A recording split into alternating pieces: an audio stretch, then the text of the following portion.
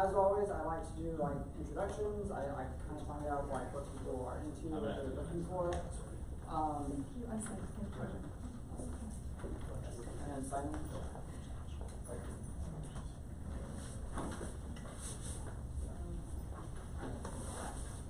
So more people will be slowly coming in throughout the class.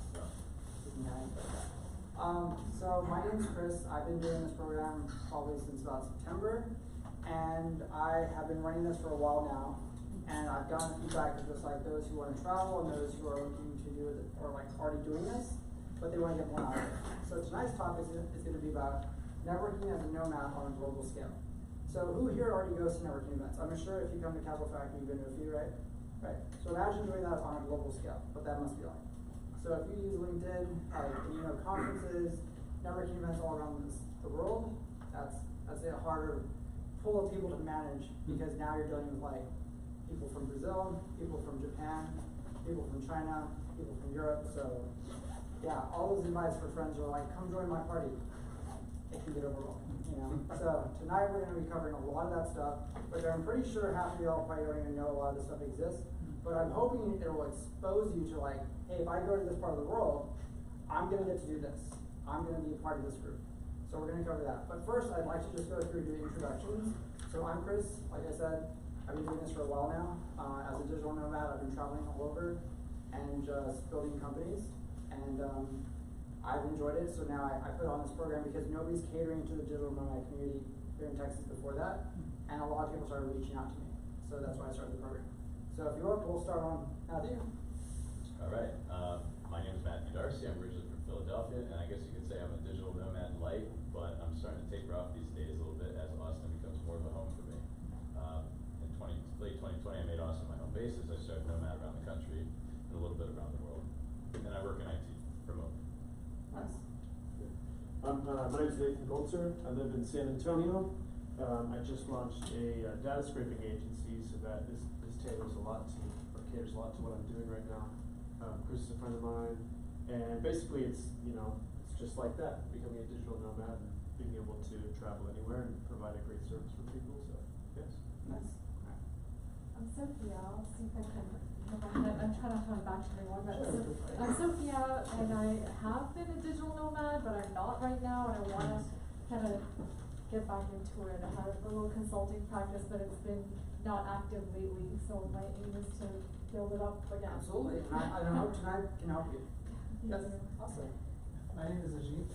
I currently work hybrid for ARM, doing some circuit design, digital design stuff. But kind of see myself wanting to go remote, fully remote, and wanting to be a digital nomad. I just came across your post on Capital Factory's website. Yeah. Come check it out. Awesome. Yeah, it also got featured in Luma. So Luma has been picking it up a lot. So they're now doing a featured section, and they're showcasing a lot of my events now, which I'm excited about. Nice. Okay. Luma. Yep. Text message. Yes. All right. I'm Ren. I moved here from California, where I was running a deep tech startup incubator in San Francisco. Now that I'm here, I'm looking for remote tech work and management so that we can go see the country. Awesome. Great. I'm Ivan. I'm from France. I moved in Austin last August for my master's. I'm doing e-commerce on the side also. And yeah, I love traveling, so my goal would be to make my e-commerce activity my main activity. Yeah. What kind of e-commerce? Dropshipping, or is it like you make your own products, or like? It's my brand. Okay. Nice. All right. My name is Marcus. My background is largely in health sciences and also global development. I guess I'm kind of also doing Nomad Light. Yeah.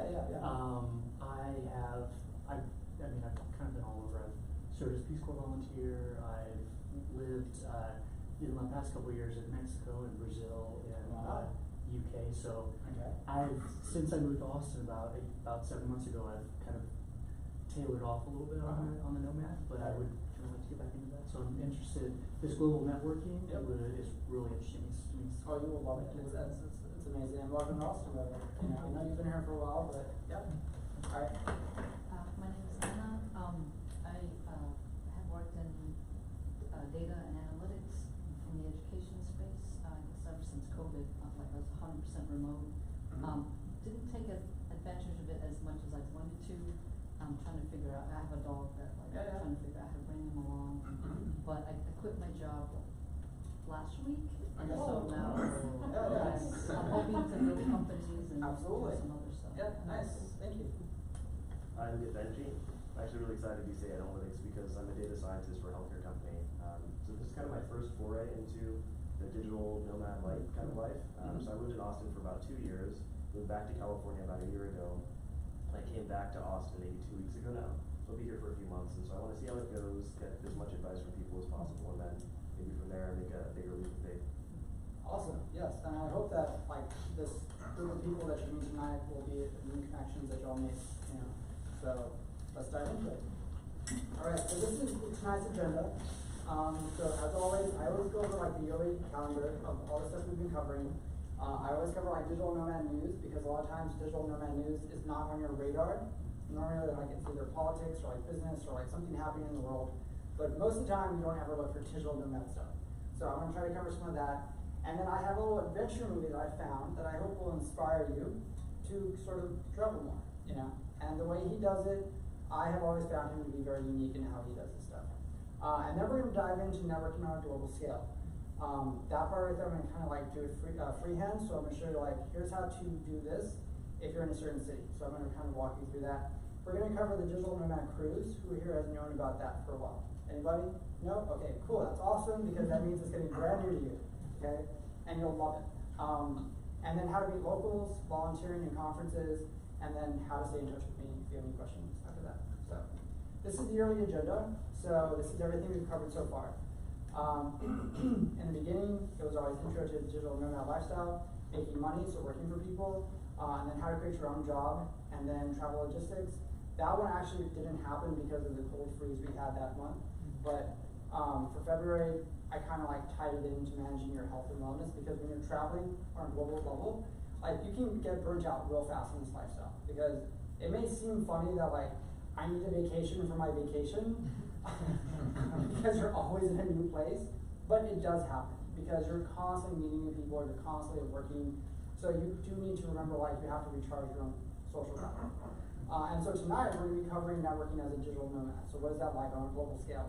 If you've been here in Austin and you've gone to a lot of events, just think about it like that times 1,000, you know, and that's kind of how you can perceive it. So April and May, it's going to be adapting to different cultures and success tips in preventing that burnout.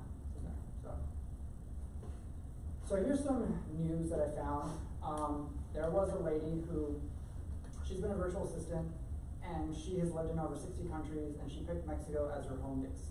And she shows you how over a period of 15 years or more, what that was like. And it was really interesting because she built her own infrastructure as a virtual assistant. So she started her own agency and she said like, how can I do this to help other people?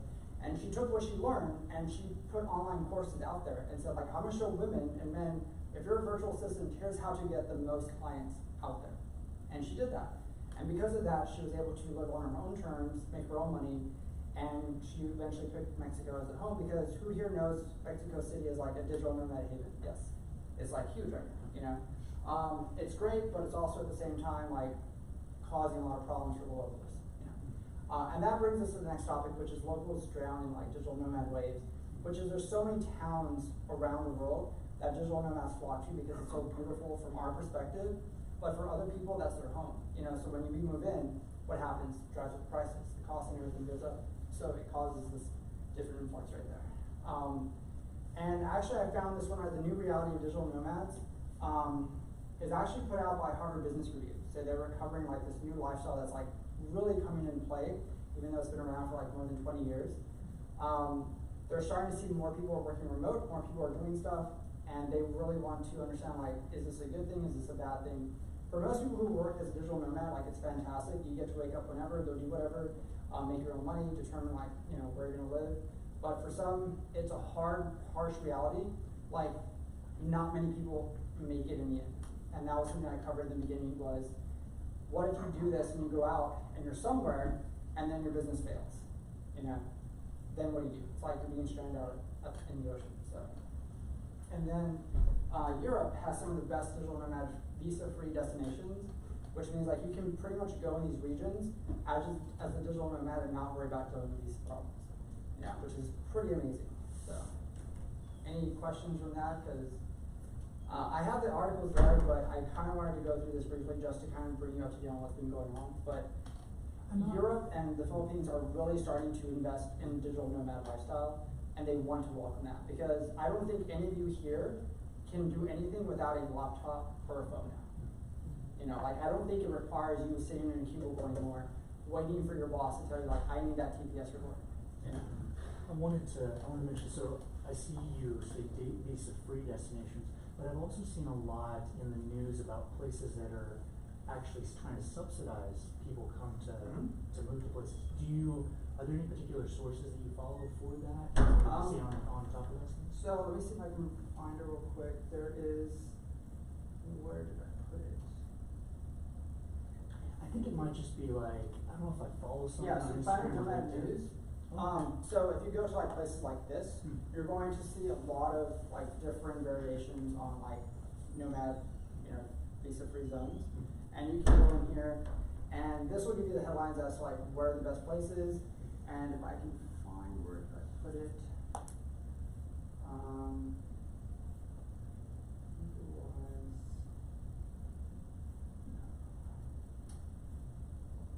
Oh yeah, so like this one right here, I don't know if you know, but there's also an index for nomads. There's a Nomad Passport Index that you can actually track, and it's created by the Nomad Capitalist. I don't know if you know him, but he's a Nomad Capitalist who wrote a book about like, here are the best places to live and reduce your taxes, and also be able to make the most money that are business friendly.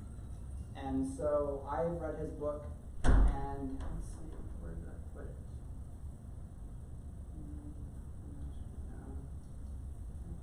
Yeah, I'll bring it up real quick right here.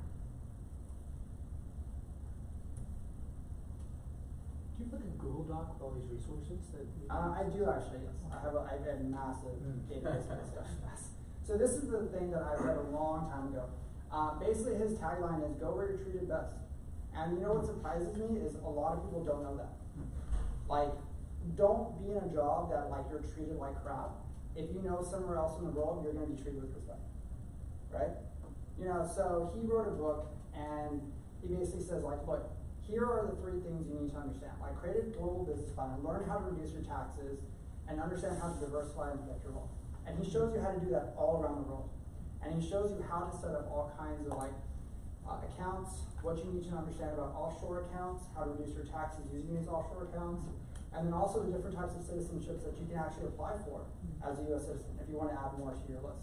So that way also if you're a citizen of a certain country, then you can get access to their bank accounts and also reduce your tax obligations as well. You know, so he provides a lot of resources, and I read his book a long time ago, but he's been doing this for quite a while, and I remember in the beginning days when his website wasn't as robust as it is now, but he has grown immensely. In fact, he puts on his own events all around the world now. So, yeah. Who's here is the first time learning about this guy? Everybody? Yes. Okay. Yeah. So, he's been doing this for quite a while, and he writes articles all the time, offshore stuff. So if you notice, like, here's everything you need to know about offshore like accounts. Here's everything you need to understand about citizenship, like citizenships and how to set all that up, and then also like second residencies, finance and investments, and understanding your digital nomad lifestyle as a way to reduce your tax obligations and invest more money. Yeah. So, and ask questions. Yes. Just kind of change. Sure, absolutely. So at the beginning, you showed us a yearly schedule, and we're like down in March now. Yeah. So I'm gonna try to extend the program. Yeah. Well, I was wondering, like, some of those topics in the previous months were really interesting topics. Do you have like a PowerPoint, or is it just gonna reoccur? So I actually have a whole list of all my PowerPoints. So all the data is like right there. Like so I can email you like a thing of all those PowerPoints and things like that. Some of them, of course, are also context-based. I have just sort of like a framework, and to really grab it, you know, there. But also just to let you know, in case you were interested,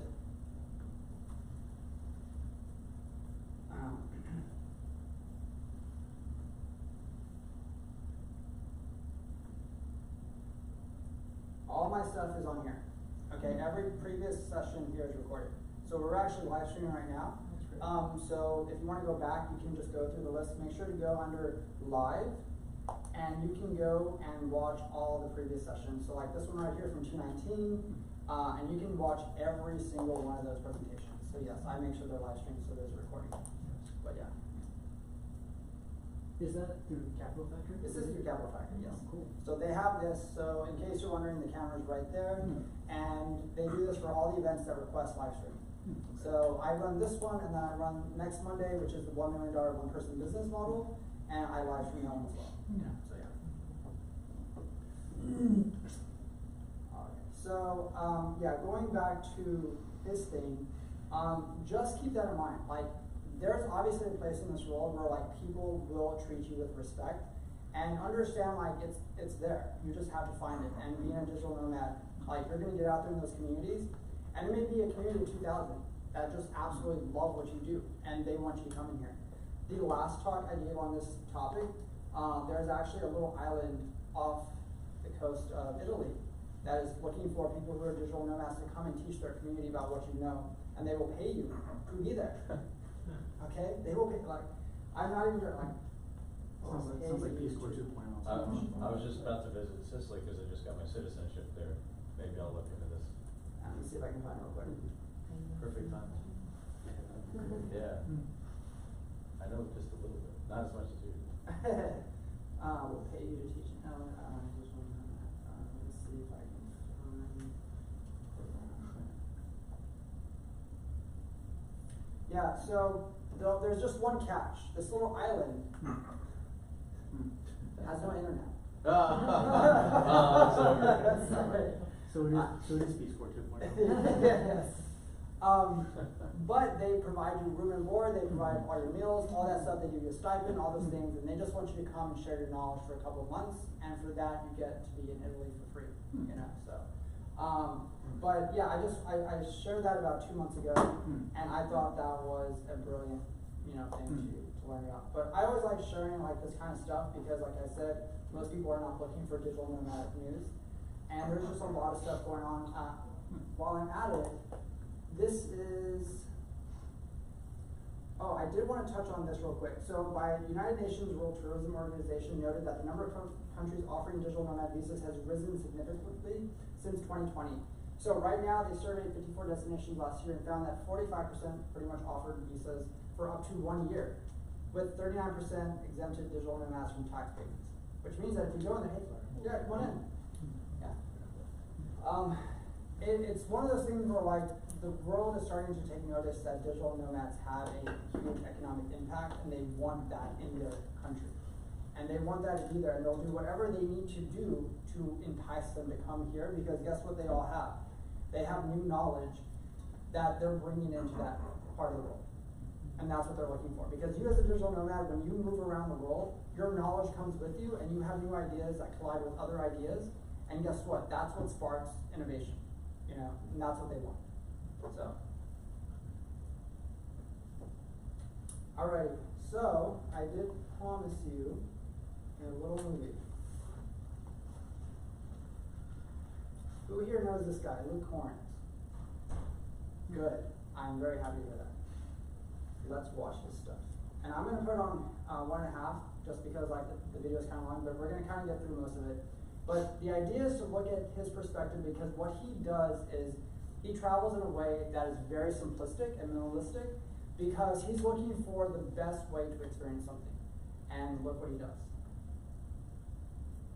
If I can get the sound.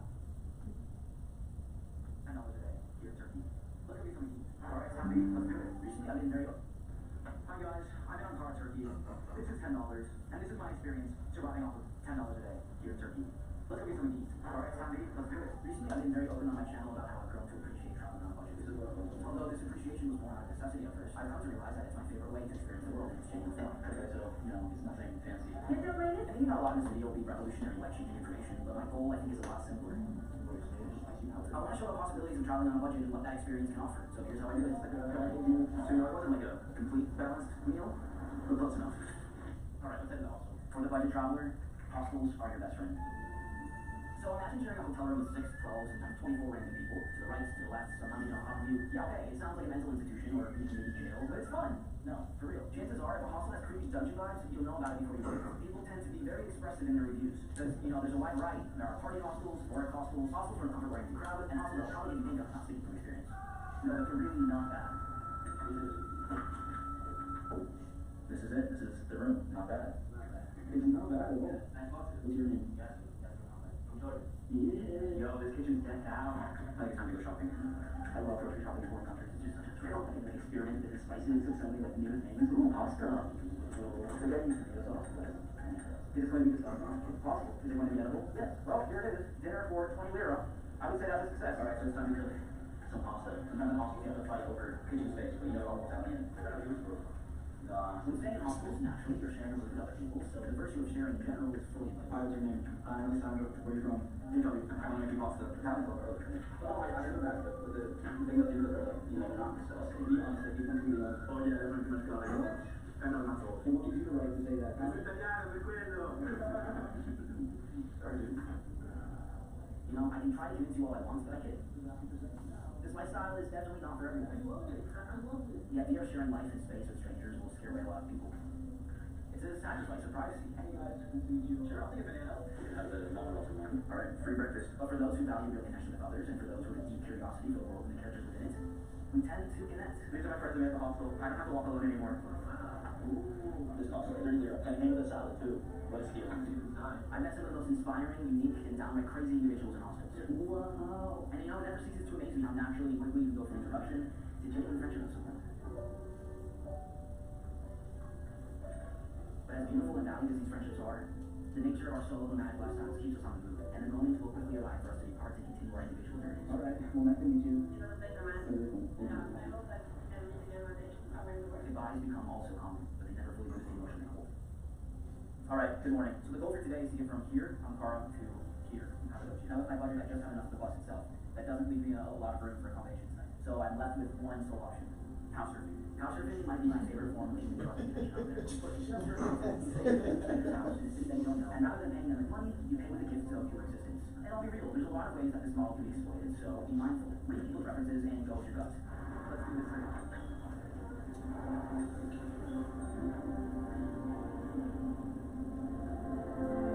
I did it. I'm Nasir. I'm a couch surfing host. He said to me that at a dance studio. I'm not sure what he means by that. It's a blizzard, man. I might have to take a bus. I don't have a lot of money left. Or he just has to be come get me. This is where I meet my host. The anticipation of meeting the person whose roof you're about to stay under, I can't deny it. It's always a little nerve-wracking. Well, how do you drop it in? Is it answer? Oh, the ice is easily broken. I think we come very quickly. I didn't expect to be here today. Everyone that I've met on the platform ends up being quite the character. I guess it takes a strong personality to invite strangers into your home. It's a nice house. But having this access to a local and seeing them in a natural environment, he's also from the animals. It's so much fun. You go to the park? Yeah. In October, I had October. I love it. I love it. Can you show your tweet house? Yeah. It's my granddad's house. Are you happy with it? Yeah, I love this place. But it's so calm. But there's no denying it. This is not a luxury vacation. This is not for kicking back and relaxing. This is for those who crave the authentic human experience. This is for those who want to see real life. Wasn't expecting this.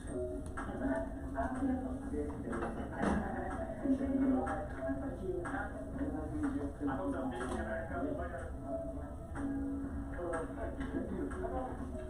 As corny as it is, I really do take a piece of everyone I do with me. Everyone changes me so much. Well, I made it time into romance. Every shared meal, every conversation. The price, not euros. Everything's meaningful. Everything has purpose. But after a long period of leaving my comfort zone and sharing life with so many different people, I need to take time for myself. Time to reflect. Time to digest. Well, as nice as this is during the sunset, I bet you it's even better during the sunrise. It's just one way to find out. Yeah. This is magic. So I don't know how long I'm gonna hop around the world like this, and how many strangers I'll share a room with, but there's so much to gain from this, and there's way too much to learn from this after it comes to. So I intend to share every story in the world, and to see every place that exists on this planet. The least I can do is try, right? So what'd you think? He's been doing this for a long time, and his videos are absolutely amazing, and he shows you like how to travel in such a way that's just affordable. So when people tell me like I cannot afford to travel, I cannot afford to do this, like they're just lying to your face, you know. And there's just so much that he does that shows you like, yes, I can go here and do this, and I can make it happen. And in fact, there was one video that he had put out where he had found a hitchhiking across India, and he found this lady who she wasn't married, and she knew how she hitchhiked all over. And he reached out to her, and then she's like, yeah, meet me here, and I will take you wherever, and we're gonna go on an adventure. And he went all the way to India, and they went on an adventure like you would not believe. So the way he does things is very, very interesting, and he looks for different ways to travel. One of his other things was, I don't know if it's around here, but he found, oh yeah, $17 like flight ticket, and he just found it, book it, and just went wherever it went. You know, that's how he travels, and it's a lot of fun. So the next part right here I wanted to cover was, we did this, so we did that one, and now it's going to be networking on a global scale. So we're going to see what we can find on the limb, because I want you to realize like you have to just get used to like looking for things, and when you look for things on the limb, it comes really fast to you. So who wants to pick a city? Anyone in the world? Cuernavaca. Where? Cuernavaca. Cuernavaca. In Morelos, Mexico. Spell that. Cuernavaca, C-U-R-N-A. Oh, wait. C-U-E-R-N-A. Cuernavaca. C-U. Oh yeah. C-U-E-R-N-A. V-A. V-A-C-A. Oh, there you go. That one. There we go. And then I always try this. Now, here's the thing, you're gonna see a lot of Eventbrite showing up. And I've noticed like they're slowly coming up with a lot of stuff, but I'm looking for other things. So I'm gonna see if I can go inside here and then see what they come up with. So this one's old, so that one's not all that great.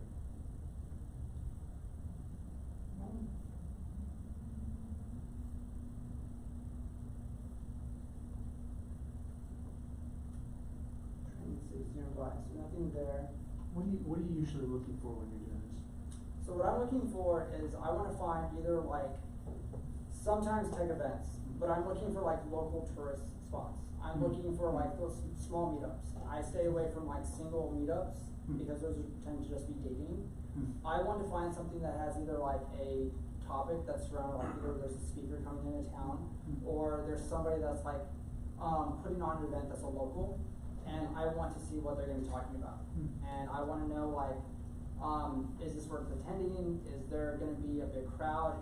And most of the time, the crowd is going to be either small, but they're going to be local. And that's what you're looking for, is you want that local appeal, because if the crowd is really large, like a conference, it's going to be really hard to make those connections. And so, go back here. But if you don't speak Spanish, I guess you have to look for English speaking one? Yes, so yes, you could, but you could also rely on like instant translators now. Now that we have AI tools, you can do a lot of like instant translations.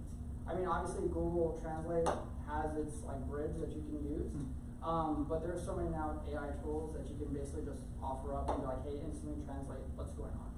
And it's getting easier now, like just think in like 6 months or to a year where these translation tools are gonna be, like it's gonna be the point where like you can just have like your AirPods in your ear, and just it's as if they're just speaking your language, you know. Do you know like what opportunities there are? So let's say that you want to connect with a client and you want to maybe represent that client at like a networking event or a conference somewhere. Do you find that there are those sorts of opportunities, like as a contractor, if you, let's say there's like a big health tech conference in Amsterdam, for instance, and you want to leverage like their need to have somebody on the ground. Does that make sense? Trying to do some cross-pollination there? You mean like a bridge? I create a bridge for them? Like, yeah, create like maybe an in-person bridge, or I'm trying to understand if there's like how would you spin that? Or like, Okay. is there a way to So if I knew there was a health tech conference and my friend wanted to get in there and know like who's gonna be in the room, I could take his idea, and that is I can literally data mine the entire source list of who's gonna be in that room, or that conference, right? And I know that because the conference usually has every company that's gonna be there, right? And if I look at that list, and I see the companies that are gonna be there, who's most likely gonna be sent to that conference to represent the company? Sales. Who? Sales. Sales, who else? There's only three. There's sales, who else? There's marketing, and there's PR. So if I know I'm only looking for those three people from a company, I can go get a data miner to go source those people's information, and then have a soft intro as a email, and be like, hey, I'm gonna be going to this conference. If you're gonna be there, I'd love to grab coffee. And they're looking to see who responds back. If they say, no, I'm not gonna be there, but my associate is, here's their information, reach out to them, they would love to do that.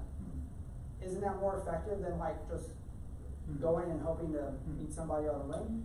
And you're saying leverage something like LinkedIn or something like that? You can do that, but the thing is, like, if I go to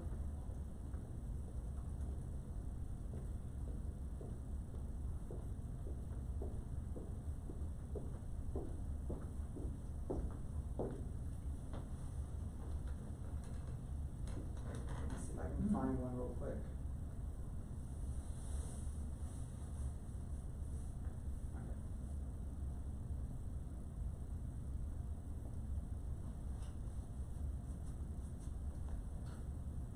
Okay, so this is the one that's coming up, 18 to, so yeah, it's happening right now in Amsterdam.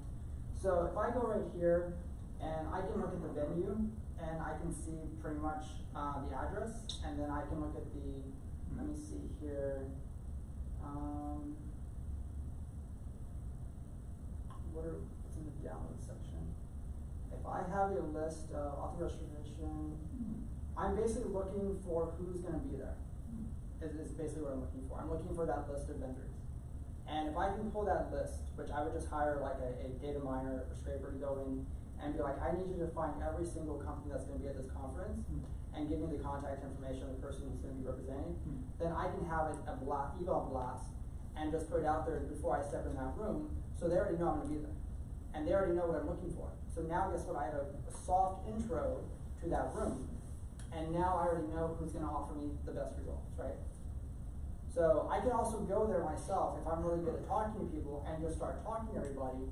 But if I can go in before I get there and say like, hey, these are the actual people that wanna have a conversation with me, your experience at that conference will be 10 times better than just walking in and just living it. Does that make sense for everybody? So, yeah. Is this, when you say a data miner, what types of tools have you used for that in the past? I have no idea. It's whatever they use. I don't really, so a data miner, like, they may use 5 different tools. My job is just to get the data. So does it really matter what tool they're using? Not really, because if I know that they're gonna give me a list and they use 3 tools to grab that list, that's cool, they did their job. I got the list, I got the intro, I got what I needed. But again, I'm sure there's a list of like data mining tools out there. I just have no idea, it's just not my job. Right, you know, so it's like hiring a specialist, you know, and knowing like, okay, what tools are you gonna use? Do you really need to know that, or do you just want to let them do their job and pay them for it?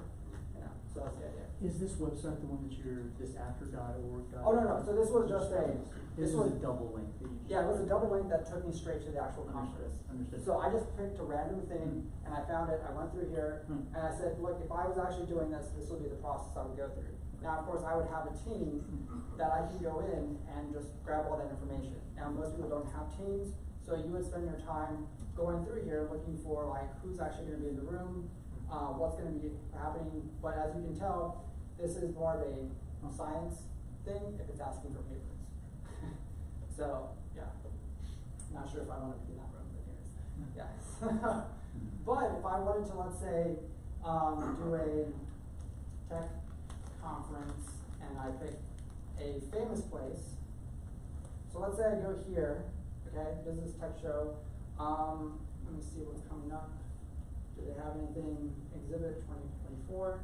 And, okay, so I know there's this form that they have to fill out. So basically they have a back-end database, and I just need to find a data miner that can access that database and pull that information. And then that's it.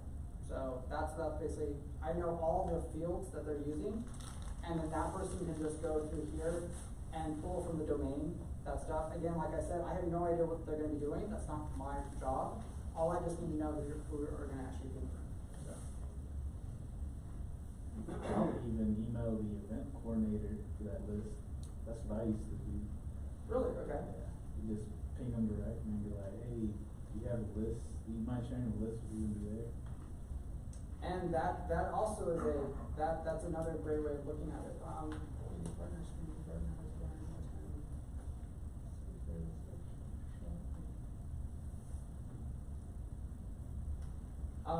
That is actually also a very good way of doing it, because then they can give you a list if they're nice. Yeah. And if they're not busy, you know, so if I know that these are some of the big speakers that are gonna be at the conference, I might try reaching out to them as well. Again, speakers are hard to have that one-on-one. They usually have like VIP tickets or something like that. But again, it gives you a good sense of like, okay, what is this conference really gonna be about, and what can I do? You know, so does that give new insight? Does that help a bit? You know, so let's see here. Yeah, so there's all kinds of like international conference stuff happening. And since it's just selected to that, if I was to pick, let's say Australia, I'm pretty sure I could find a whole bunch more happening there in Australia. Perth International Conference on Arithmetic Number Theory. I'm not sure how popular that is going to be, but it's there, obviously. Human resources organizations. So another thing to look at this would be like, okay, if you are part of the academic world of conferences, and this is something you're interested in, and you're like, you want to step out of your comfort zone, pick a country you've never been to and go to one of those conferences. And if it matches your field of study, definitely go, you know, and network with those people in the room. Because yeah, this is pretty like marketing studies, so if you are a marketing major or that's your background in business, like go check out one of those conferences and see what kind of people you're gonna run into, because again, it's a whole different spectrum of like networking. Because this is all about like building up your career connections in that sense, you know. So, any questions, thoughts on that? Yeah.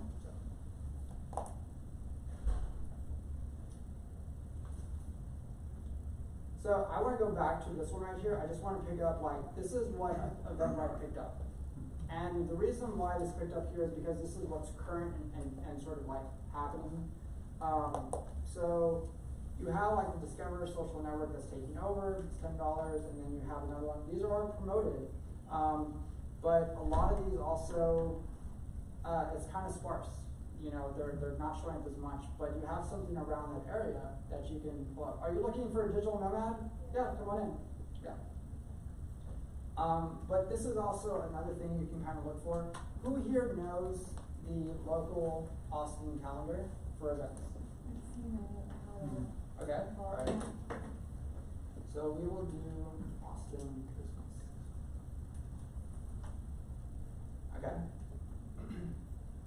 So if we look here, like, if you ever use like the Austin Business Journal, they have events as well that come up, and you can go through this list and see what's happening.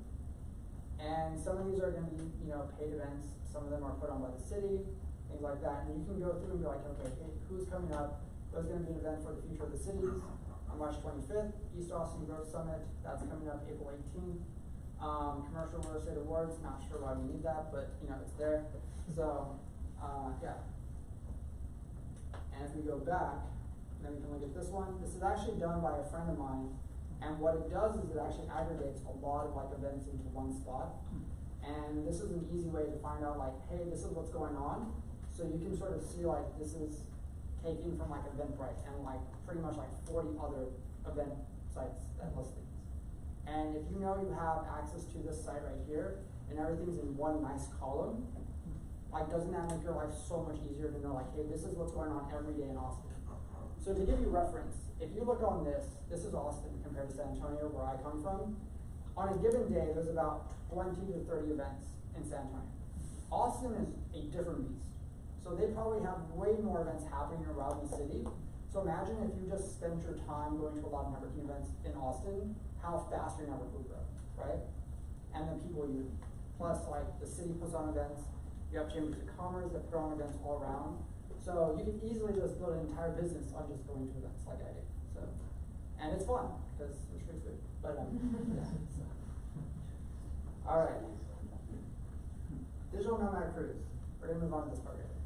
So, this one right here, let me see if I can find it, where did I put it? I have so many tabs. I know.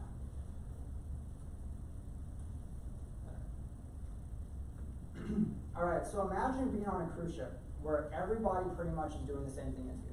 Okay? It's digital nomads, entrepreneurs, freedom seekers, all around, and everybody's doing workshops, everybody's doing mastermind groups, and that's the whole point.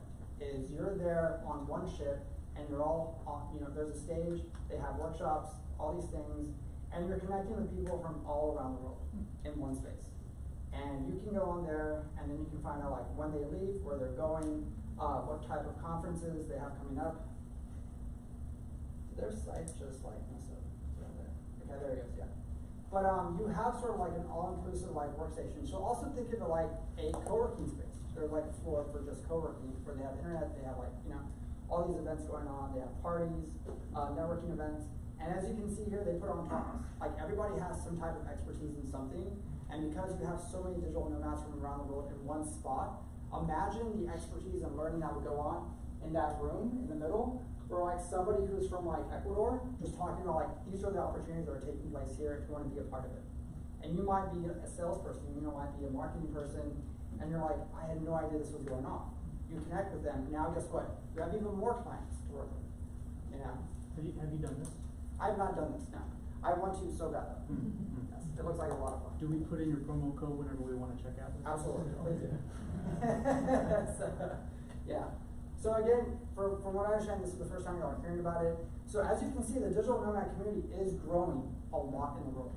And it is only going to get bigger and bigger and bigger from here. So here knows about Nomad list. Alright. So be prepared to be amazed on this one. So this guy right here was doing this for a long time. And what he does is he goes in and says, look, this is the living structure of every country out there. And these are done by popularity. So if I was to just hover over here, he gives you like a little breakdown of like cost overall, internet, light, safety, things like that. And he gives all these different ratings for all these major popular cities for cost of living. So if I wanted to go to Bangkok, how much is it going to cost me as a nomad to live there per month? And he gives you that price breakdown.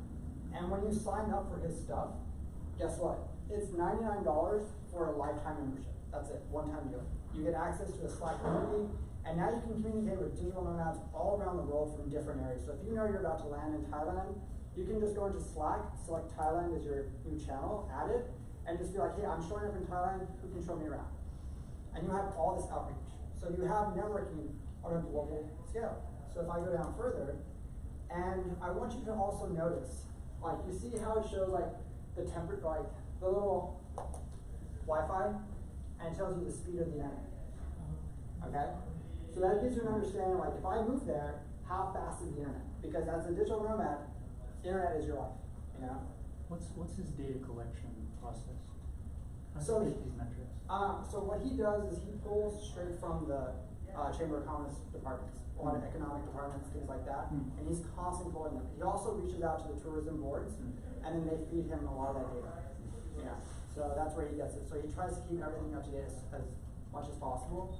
And again, you can search any city, and pretty much you'll see like your expected cost of living. So if I go to Budapest, like on average, it's going to be about $2,300. Whereas if I go to Athens, 29. So there's a big difference, and there's just so much variety. But again, sites like this give you so much information because there's so many things that are happening, and you can literally go in and just plan out your budget based on what this is giving you. And because it provides that community and resource, there's no way you can like not have a following by the time you're like done traveling, which would never end. Is that per month, like just living, or does it include like food and? So a lot of this food is like your overall costs. Like this is like utilities, this is like insurance or your phone, internet, all that stuff. So that's all grouped into one. So when you start to look at it in that sense, these numbers really show like, wow, I can actually afford to be there. like, you know, and that gives you a sense of that. But again, like, it may be cheap, but then again, over here in Bali, like 36 megabytes per second. Yeah, I don't have time to wait for that video to load. Come on, you know. I gotta watch that cat video. So. I want to say I think whenever I was in Rio, I went to this site. I think he's changed the interface since I was there this last year. It looks nice. Yeah, he's done quite a bit because he realized like the digital nomad community needs more information. And then if I was to, so what is San Antonio doing? I'm surprised. I know, that right? San Antonio, yeah. Well, even the internet, like, Right. it's slow. So if we go here, you can kind of give a better breakdown, like your costs, internet, you know, like is it fun, you know, temperatures, community score, family score, quality of life. So he really gives you a lot of data to work with because as a digital nomad, remember your lifestyle is to travel, it's not to come back home, you know, it's to go out and constantly do this all the time. And he gives you the map, he gives you all kinds of information that a lot of times you're not really thinking about until you like realize like, okay, this is what I need to be aware of. You know, education level, like lack of, or racism, like lack of crime, English speaking, like people density, walkability. So all this stuff gives you way more information. So when you're planning out your travels throughout the world, you have a good way of like planning things out. You know, are there a lot of hospitals in the area? Yeah, there's a good number of hospitals. So yeah, quality of life is good then. Which is great when there's a lot of crime. Yeah, exactly. Like I get shot, I'm okay. So, yeah. But yeah, these kinds of sites right here are a huge help, and because he has, so he's got 33,000 members, and they keep active inside the groups, and you can see like these communities. So imagine again networking with stuff like this. You know, you have an idea like I can just go travel in the cheapest places all around and build out my travel plans according to this. And I know everywhere I go, I will have a community that's, you know, waiting to have dinner with me. All right, so this one right here, I wanted to show meeting locals. There's always like local guides in every city. How many of us like ever pick up the Chronicle here in Austin, right? Like it's there. Like there's so much stuff. If you pick a Chronicle, there's things to do, right? And that's free.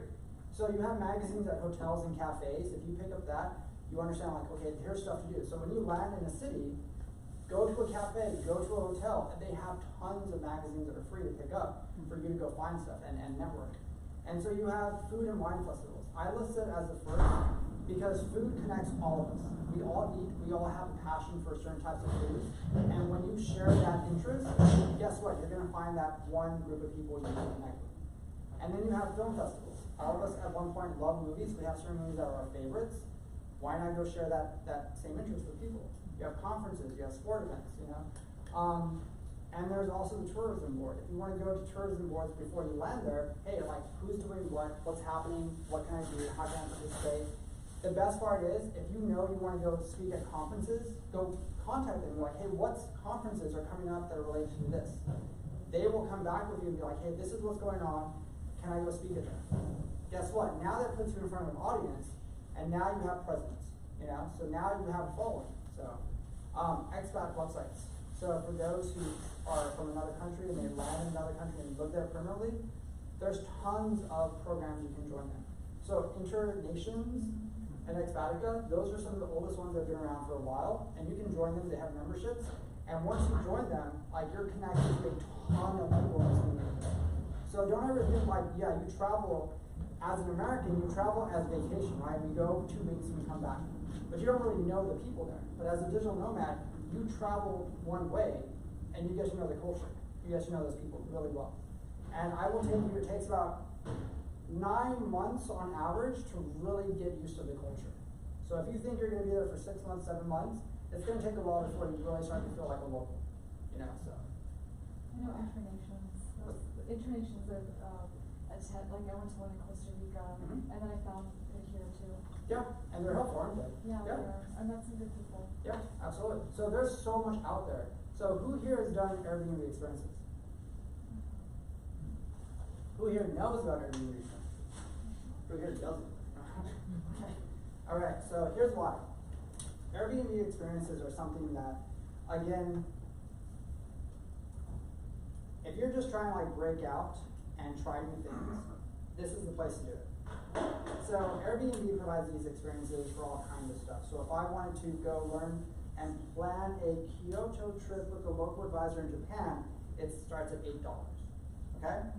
I can plan the perfect customized Japanese tradition over in Japan. So that's pretty cool. Where did the search function go? I think they took it over. Where is it? All right, hold on.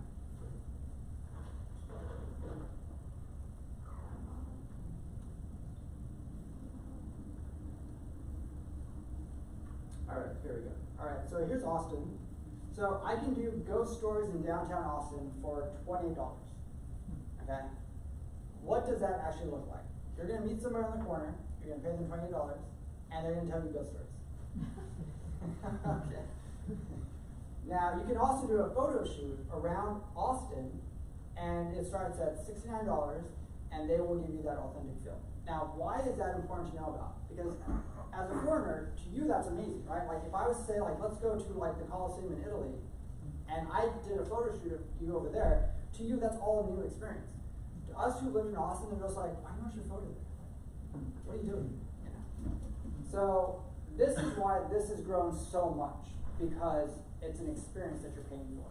And so you have Morning Walk Austin. You're literally meeting somebody and walking around Austin early in the morning for $33. I hear the laughter. I know it's funny. Okay? I know it's funny. How do I sign up to be a tour guide? So right now it's actually closed off. I don't know. It's closed off because of the pandemic still, but I don't know when they're going to reopen it, because trust me, there's a lot of people that would like to get back onto Airbnb experiences, because it's such a cool thing to try and do. Because you can go in here and like secret food tour Austin for $88. They will show you all these unique food places around Austin that are just local, you know. And this was something that just took off quite a bit. And actually there was a really popular one in Italy where you could go, I think it was like, I don't know, $120 or something like that, where you would get to cook an authentic Italian dinner with a little Italian grandmother in her kitchen. Okay, it's like limited to like 6 people because these kitchens are small.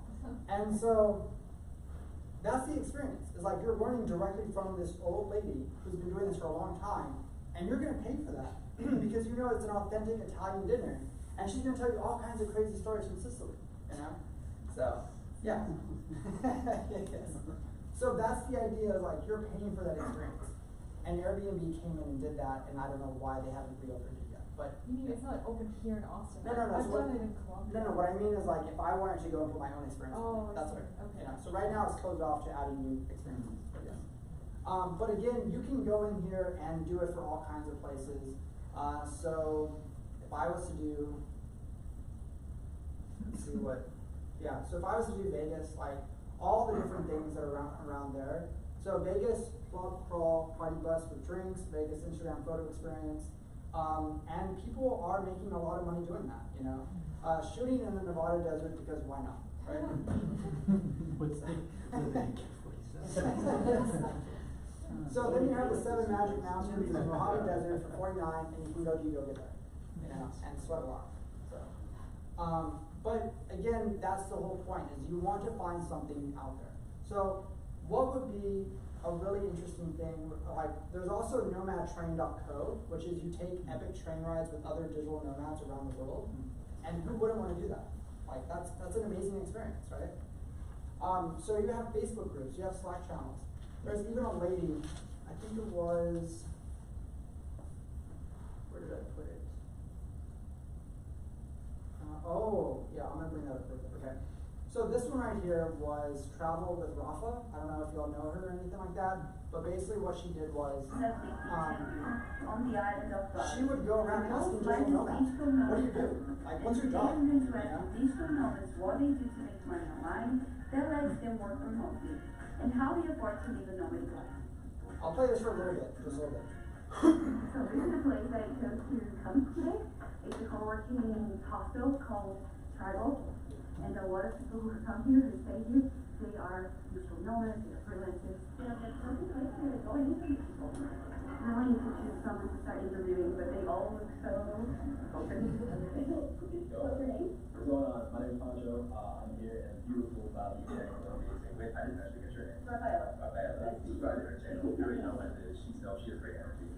So he's also a digital nomad, and I'm going to ask him a few questions of what he does and how it's like. So, where are you from? I'm from New York. And you work remote? Yes, I've been working remote for about 9 months. I've been in Bali for a month and a half. I've had my remote job for about 9 months. Yes. And what do you do?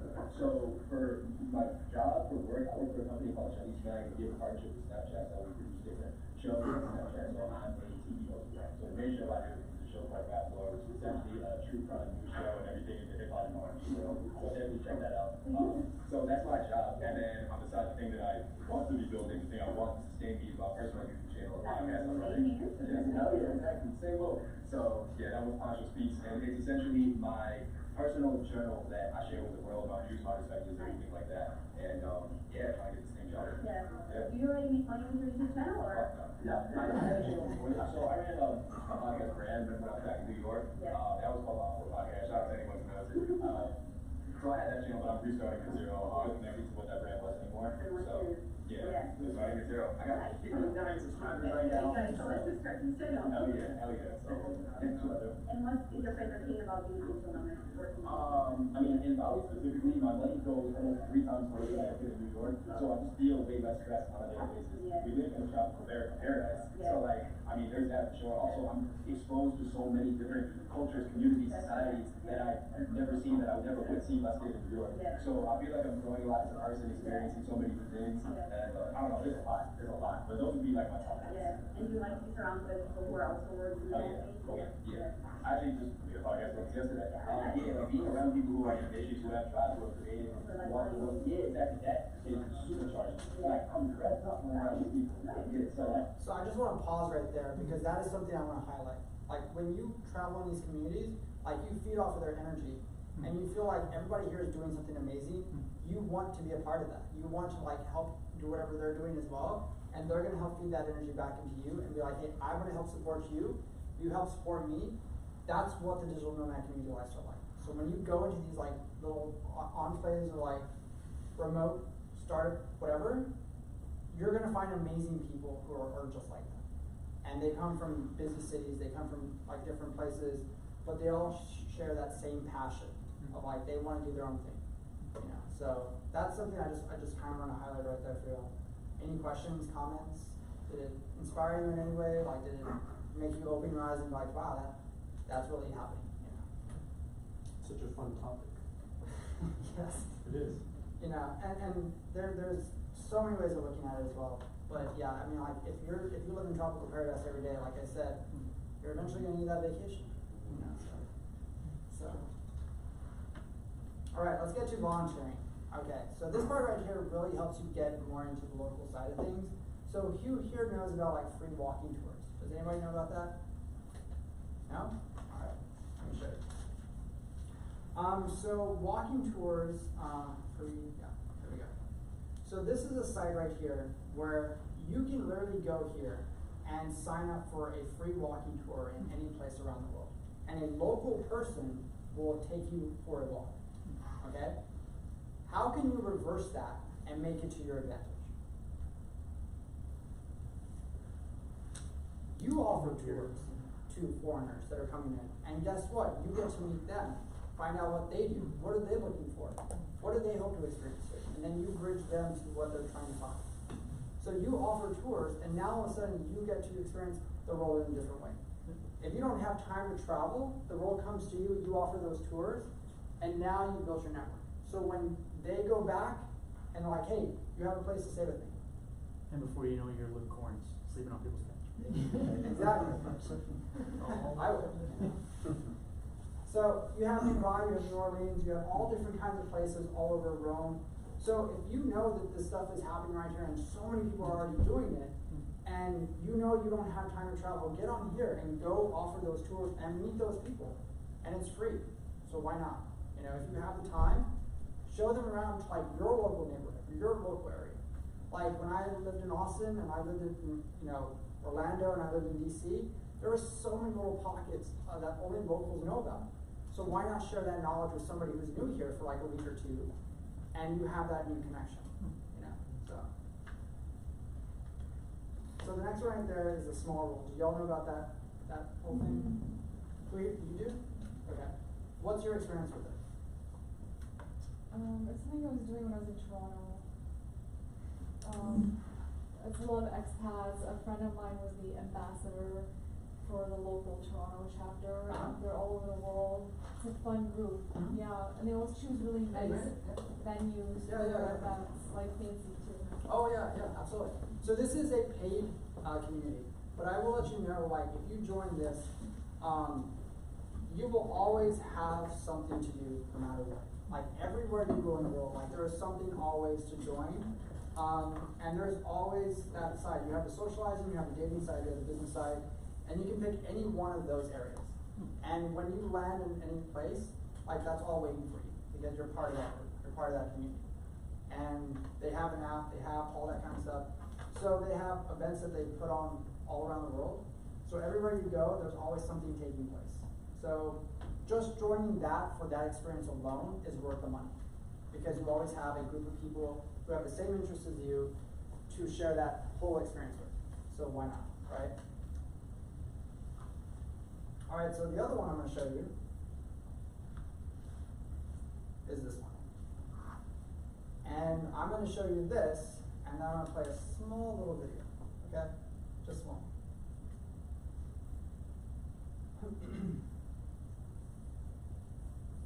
So I'm going to let you read this, and then you tell me what you think it is.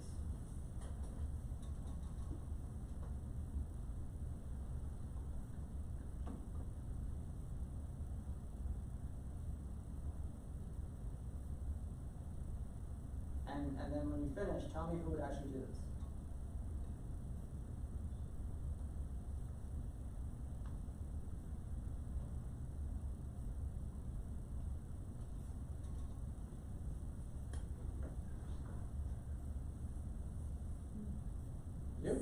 No, I wouldn't do it. But Okay. what I understand about it is you live and work on a farm for free. And in return, they give you free room and board, and probably food as well. Actually, a lot of them give you free food. It'll be a fun experience. Absolutely, you know? So, this is an easy way to travel where you just have to pay for an airline ticket. You just get there, okay? They will pick you up, pretty much, and they will bring you in, and in return, you help work on the farm, you meet the local people, so you're automatically connected to a community. Like, How hard is the manual labor? oh, well, we're not building cedar walls, like cedar block walls here or anything like that. I did that in Korea. You built cedar block walls? No. Oh, I okay. did. After the farming, I built. Oh, right, that's right. All right. So I found this website called work.com, which is basically a database of farms around the world that have openings for travelers to come and work on the farm and exchange for accommodations. I'm no farmer, but I love to travel as cheaply as possible. So naturally, I messaged a dozen farms asking if I could stay, and despite the insane short notice, I got a response from a small little farm in Mexico. Everything was set for me to fly to Mexico and stay on this farm, but it was quite difficult to convince myself to go. This was far out of my comfort zone. Hey, so I'm trying to figure out if staying on a random farm in isolation in the middle of Mexico is going to be a good idea or not. You know, it's a risk. I could get there and be miserable. It cannot be my thing. In that case, I don't know what I'd do. I don't know the first thing about farming or agriculture or so maybe our enemies are both mesh. There's also this slight possibility that you could kidnap me and there's pros and there's cons. Yeah, but then the realistic side of these experiences. I don't know. It's crazy. Why not? I could learn something. Okay. I'm gonna do it. Let's go next.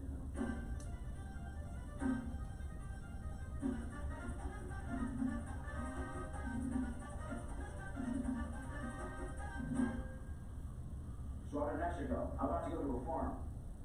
I'm about to head over to the farm. It's about 2 hours from Mexico City, and then there I will be for one entire week without any escape. What is this week going to teach me? I'm excited to see. The amount of anticipation and anxiety that I felt on that 2-hour journey went unmatched by anything I've ever done before. Like, I don't condone flying to a foreign country and meeting up with a strange rural farmer that you met on a website, but how was I going to do it anyway? But, so there he was, the farmer himself. I had no idea who this guy was, what he did, or if he was gonna even take care of me. I felt like I was just intruding on this man's life. It felt uncomfortable, to say the least.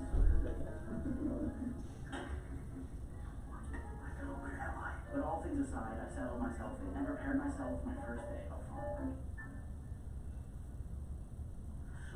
Good morning. So on farm. Everything's very beautiful, very peaceful. It's a nice morning.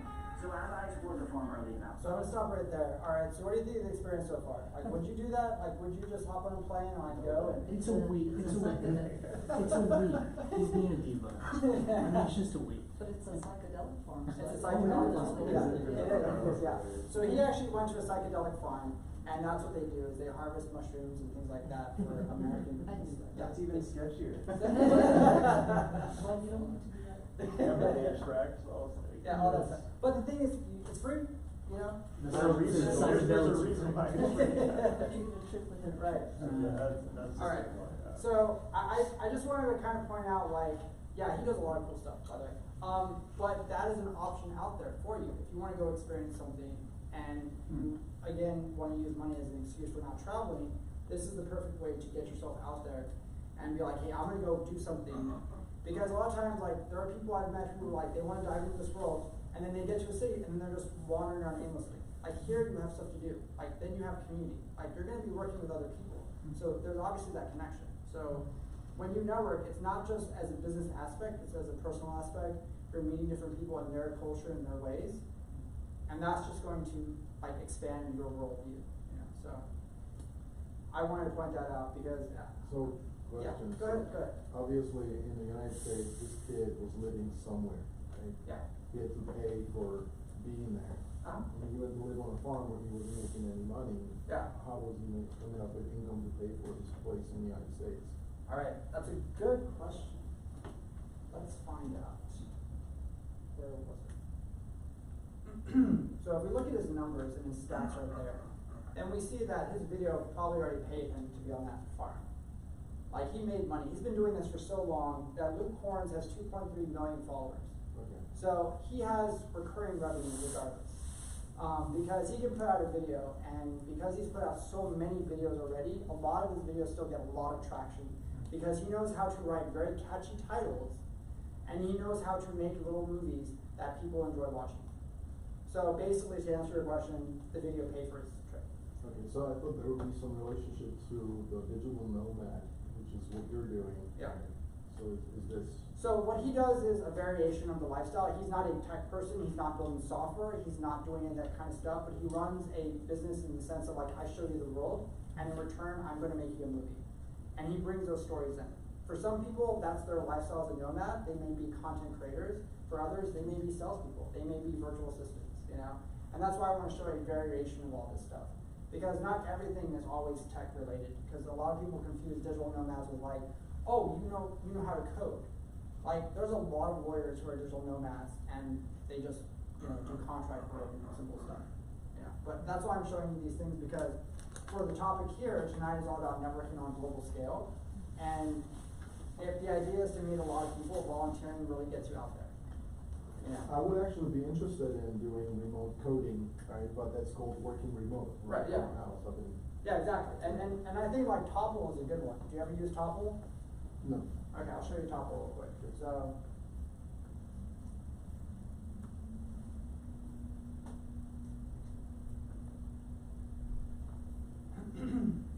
yeah, so this one right here, hire the top 3% of like freelance talent out there. So if you try this one, they verify everything you've done, and that way you know that if you're going to hire somebody remotely to work for you, they have been vetted so well that they are the top quality candidate for your business.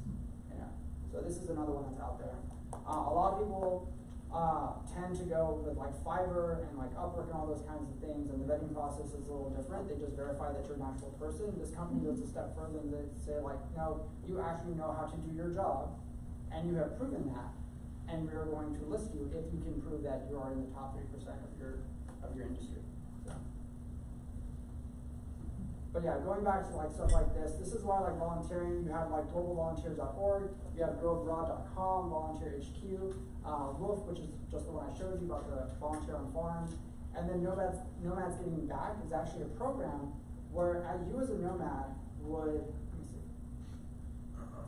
I'm starting to see how you're growing your tab database. I know, right?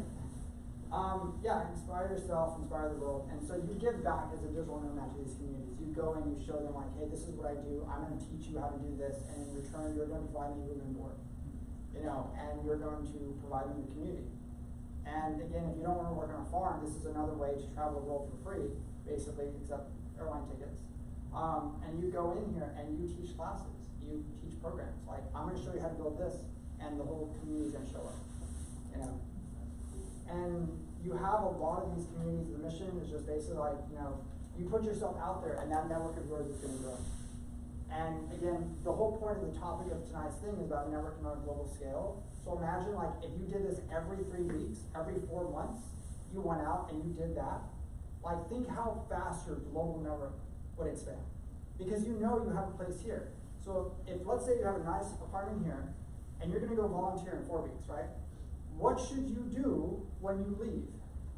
Airbnb. Thank you. It's on the right track. You make money while you're gone. Okay? You Airbnb your spot, let somebody else take it, and then go do your thing. Okay? Come back, and you have an experience. Should you be documenting it? Should it be on Instagram, YouTube? Absolutely. TikTok? Yes, 100%. Okay? So that way you build your community, you build your base from there. So if you like this, and you like Woof, and you like all these other ones, like, there's no reason you should not be traveling and then complain like, oh, it's too expensive. You know? Like, unless we need to stay in like a 5-star, like, you know, Waldorf Astoria in New York City, like, where everything's gold plated, you can make an amazing experience out of your life just doing this. You know, so. Any questions, things like that? Is this the first time y'all heard about this? Great. That's the point of this program. I want to show new things, you know, inspire, yes. Medical insurance, right? So if you're not working for a specific company, you have to put your own medical bill. How do you do that? Right. So again, as a digital nomad, if you're doing this and you have a full-time job, then you have medical insurance. If you don't have a full-time job and this is what you're trying to do, then you're going to have to pay for insurance yourself. So that's where your side hustle is going to come in. Either you're running a YouTube channel or you're running a small business. That's what's going to pay for your stuff. And one of the other ones that I brought up,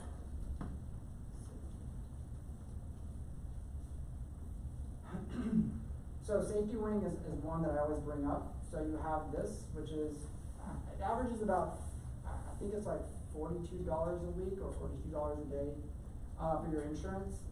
And they have just now added on remote teams as well. But these are types of insurance that nomads usually pick up because it caters to all around the world. So this way, if you have problems traveling, if you go to a country, they can help make sure that they know where the hospitals are, what plans you can use when you land, how to get prescriptions, things like that when you land. So yeah. And then there's also insured nomad. So this is another one that was created also by digital nomads. And this one right here also provides travel insurance and health insurance. Do not confuse the two because they are completely different. Travel insurance is only for anything related to like flight cancellations, lost luggage, problems with reservations, things like that, hotels, reservations. Your health insurance is your health insurance, and that is hospital stays, surgeries, prescriptions, things like that. So there is a world of difference, but you cannot use the two interchangeably. So you have to have both. But yeah, they provide all that kind of stuff. And they understand that you are a digital nomad. So when you call them, you say, I'm going to be traveling on this route, and they will lay out your entire medical plan for you. So that's what's so amazing about these new companies. Because they will tell you, like, okay, when you land here, here's all the hospitals you can actually stay at. And here's all the places that you can go to get a checkup at. So. But yeah, so that right there covers the volunteer part. And the next one are conferences. So this is the stuff where, yeah, there are actual conferences just geared towards digital nomads. And it is pretty impressive. So you have Nomad Summit, you have Running Remote Virtual Working Summit, which is all online, so if you don't want to go anywhere, you can do that one. You have Unsettled, you have 7 and 7, which is a pretty cool concept. 7 continents and 7 conferences in 7 continents. There's just one catch. To do that one, you have to be an advanced digital nomad. And that means pretty much that you have to have done at least more than 60 country visits in your time, and you really need to understand like travel logistics, health insurance, things like that, to really get the most out of this stuff. Because you're going to be meeting a lot of other people who've been doing this their whole life. If you come in and like, I've been to two countries, there's no experience there, you know, so yeah. So PAC, Nomad Base, and Nomad City, there's such a huge catering to this community now that it's just going to continue to grow and grow and grow. So even the Nomad list, like I showed you, they have their own conference as well. I showed you the Digital Nomad Cruise. They have their own conferences as well. So there's a growing industry that I cannot impress enough upon y'all that don't think there's nothing for you when you're traveling, because there is. So if you go out there and you come back and you've made no connections and no friends, you've literally sat in your place as a hermit and been like, no. So there's just like so much to do, you know. So if I was to take, let's do 7 and 7.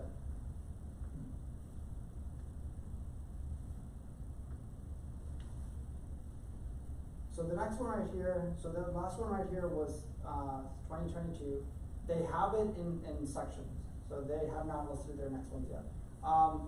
But they take their time, they do chunks, so they do, I think, 3 different continents at a time, and then they have not wrote their dates yet. But I just want to show you what it looks like, more or less. But again, for them to put on such a robust thing, like that's pretty impressive, because if they want to show like they are real digital nomads, they're covering all the continents, and they want to provide you that experience as well. So you're going to be in a room full of a lot of other people who've been doing this for a long time, probably more than 15, 20 years, and they can tell you all kinds of local like pro tips and things like that. So, and then the other one, where is it? Nomad Base.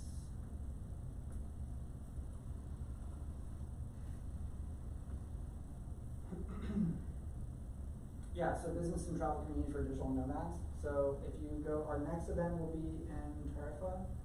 Let me see. Oh yeah, that one right there. So April 12th to the May 3rd. So again, you know, but why not, right? I mean, like, you just purchase your ticket and go, maybe. It's only 300 and, yep, okay, that's decent.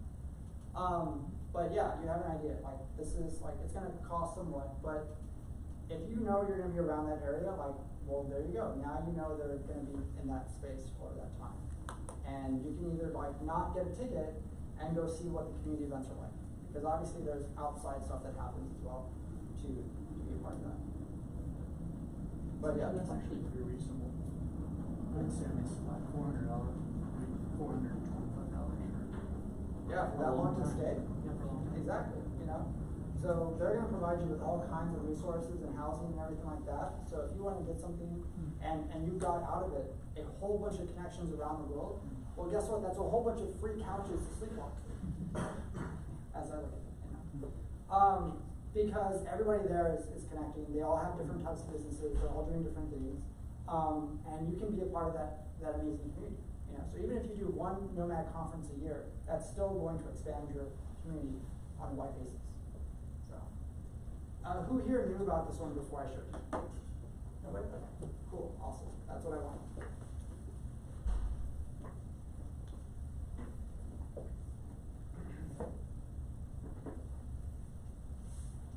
So this one right here, they are another type of program, and their whole idea is like they want you to take in that wonderful, picturesque like lifestyle of digital nomads, the island, the beach, the community, things like that. But they also want to share and impact like knowledge that other people will have experienced. And so think of it like a mastermind program, but like on a bigger scale, you know. So. You have to apply for this? Yeah, just like a regular like program. You can go in. Let me see if I have any dates. yet. No. So, they have not listed their next one, but you can also go visit the spot. Let's see right here. So they haven't listed their next one, but you can also think of it like a space to work from as well. Yeah, it's just repeating itself. Yeah. So they have their Facebook groups, they have their co-living space, their co-working space, and you can go in and experience that stuff. Obviously they're not showing where their next conference is going to be, but I would definitely just check them out, look at their Facebook groups, see what's like, what they're talking about, what's coming up. Probably a lot of them also have their local like meetup groups that are taking place. So if you look on meetup.com or like, other sites, then you might be able to find something, pretty well. But again, if you join like Nomad list, you can ask in like the Slack channels, like, hey, does anybody know what's happening for Nomad City? And somebody might chime up and be like, yeah, we're getting together tonight, go have dinner at this place, come join us, So you should never at any point feel like you're alone doing this stuff. You should always understand like there's community there. And you can find it anywhere you take a chance and just look, because I've been networking and doing this for so long, it's just so natural to me. But for some people, I understand not everybody is extroverted, and you have that introverted feeling that was like too many people is overwhelming. So sometimes you're looking for that 12-person, 6-person dinner just outing, and then that's all you're looking for, so. And they're definitely there. They're definitely there. So any questions so far? No? Okay. So if we go back to the next one, I'm going to see if I can, let me see.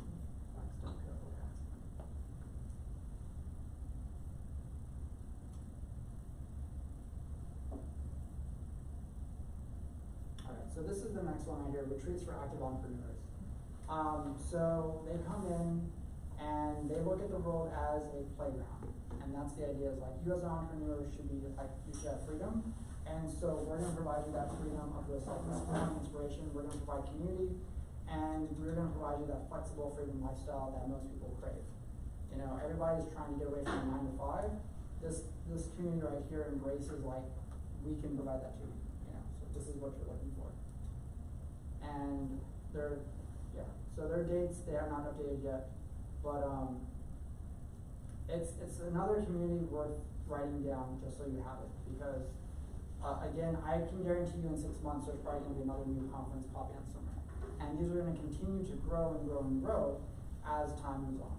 So if you want to start your own, and you want to feel like, hey, wherever I'm going to be in the next 6 months, 2 years, I'm going to build that community, do it, because guess what? More and more people work remote. Like I said, nobody has to be in a cubicle anymore. So if you know that, like build community around that concept. If whatever interests you have, there's community out there for it. And you're saying you can do that on this site? You can do that on anywhere. Like you can build your own website. Like go build your own conference thing. Like I'm eventually going to get to a point with this program where I might just slowly turn into a mini conference, because like I've said before, Austin is a top 10 digital nomad destination. There's so many digital nomads that come through Austin every week. They're looking for stuff because what do they hear about Austin? It's the new place to be, right? There's so much money here. There's so many things happening. There's so many YouTubers here. There's so many billionaires here. And there's things happening, So there's a lot of reasons to come to Austin, and the numbers are eventually going to get to the point where I can put on a mini conference and start having talks, start doing bigger things like that, because. Who here goes to, I'm going to show you this.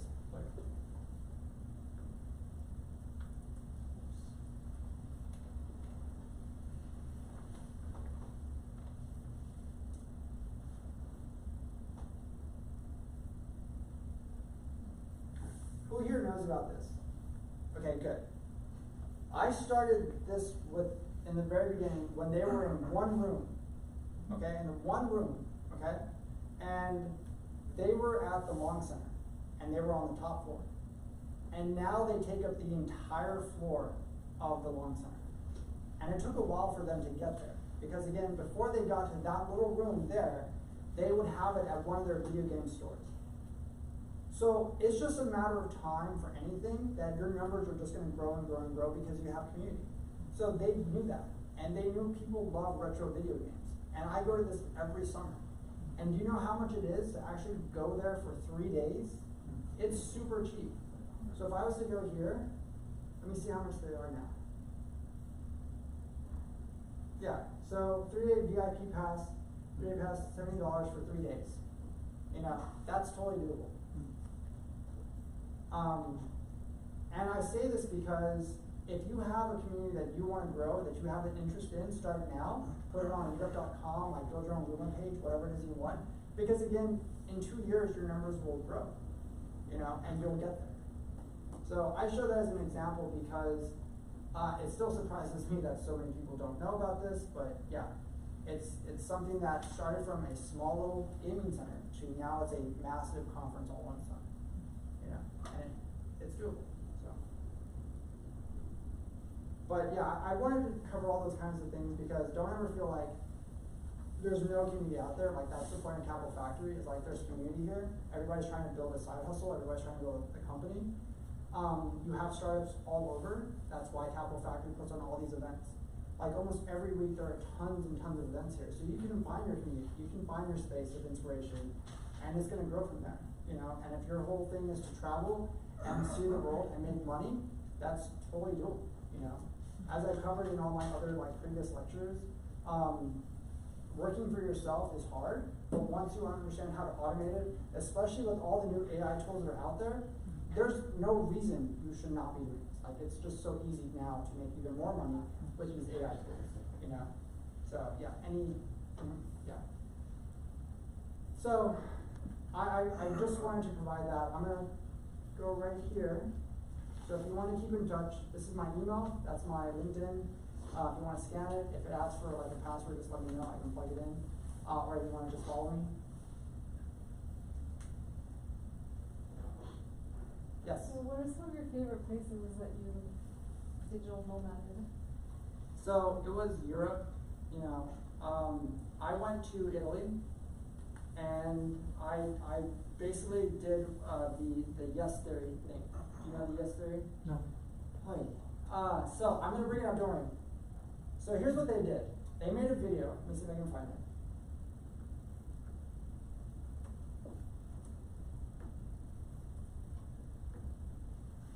There we go. 21 miles away. So I found this video, right? And I thought I can do that. Okay? And they went in there. You thought that you could do something like you do. Yeah. So the idea was like, okay, look how old the video is. Okay, like that's 7 years ago. Instagram and Tinder and all that stuff are very different, right? Okay? And I thought, okay, if he's doing that, and they can literally find like places to stay for free, okay? Why not me? Okay? Why not me? Alright? And they have done some amazing things because they show you like how to hack life in a way that's so different. And here's the thing, there was one girl I think they found in Paris, okay? And they're like, we're actually just trying to crash at somebody's place, you know, can we stay with you? And she's like, yeah, sure, why not? And she let them in.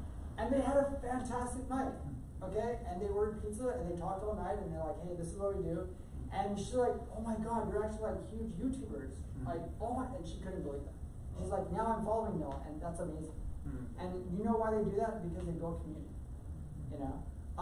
Their videos are very, very unique. In fact, there was another one, where was it? There it is. So, this video right here, we have time by the way. I wanted to kind of stop early, but this video right here was, what if we took 2 different strangers from around the world and swapped lives? In one country and live there for the rest of their lives. Some of us are lucky enough to travel and interact with foreign cultures, but how often do you truly get to live the local culture, to actually pick up the life of someone in that country, meet their friends, and stay in their home? Probably never. But if there's one thing we've learned while traveling, it's that deeply connecting with the local culture can teach one of the most rewarding experiences you can have. Now, a few years ago, Amar decided to swap rooms with a stranger in Los Angeles and ended up meeting a guy called Austin, who has since then become one of my best friends. We learned a lot about him through his experience, what he values, and how he lives. And because of the amazing outcome of that day, we've always known that we wanted to take this idea to a whole new level. So, as we were talking to the Google Pixel team about how we could orchestrate an epic international adventure, we decided that it was time to try and find 2 strangers who lived in totally different places from across the world to swap lives for 72 hours. Myself and our lead editor, TD, were going to start where my family is originally from our home Sweden, while Matt and Amar were going to start in a place foreign to all of us and very different from Sweden, Austin, Texas. Our friend Austin joined the U.S. adventure, and we were ready to look for two extremely spontaneous strangers. I'm about to ask you the strangest thing any of these Swedish people have ever heard. Here's the thing, we don't know who they're talking about in Texas yet. Even if they say yes, they're gonna be like, who's gonna live in my house? And we're like, we don't know. Are some of the most British people in general in the world? I was running earlier, smiling at people, making eye contact, people looking at me like, I think that's my spirit. We're making a shortcut where two strangers across the world can switch lives for 7 hours. I totally was glad that it's told me. Oh, wow. Yeah, let's So where do all the cool people hang out? Here's a summary. Mount Vanilla apparently is really good. Hi, John. Can I ask you a question? Yes, absolutely. I'm looking to stop. Stefan, we're doing this experiment right now. So we're trying to find someone in Sweden to swap lives with someone in Texas, which is 72 hours. We're going to Texas. Yes. We have 2 friends in Austin, Texas right now. Yeah. Trying to find a stranger, and you would go basically live that person's life, and this person can come to live your life. So then potentially, like, live in your apartment. Sure, okay, we're 2 strangers from 2 different countries across the world, swap lives with each other for 7 times. Curious to know more? Take it with you. When can I be back in Sweden? I need to be back in Sweden by Tuesday. Do you have work or something? Yeah, I have an event, like I do like public speaking and public Instagram, like should be possible. Anyway, this is the first person we're asking right now. I was making a whole speech about how people are never gonna say yes to this, but I come on as a professional streamer, and I love ideas and drinks and food, but like I was thinking this morning, so being about judging people and so on, like let's do it, I can see and write really well. Wait, okay, I can't even understand that this is real right now. Okay, so if we find a flight to leave and to come back, so that you have time to go to the beach, is it a yes? It is a yes. Oh my god! This person, we don't know yet, lives in your apartment. I don't know my house name. I live together with 60 other people. I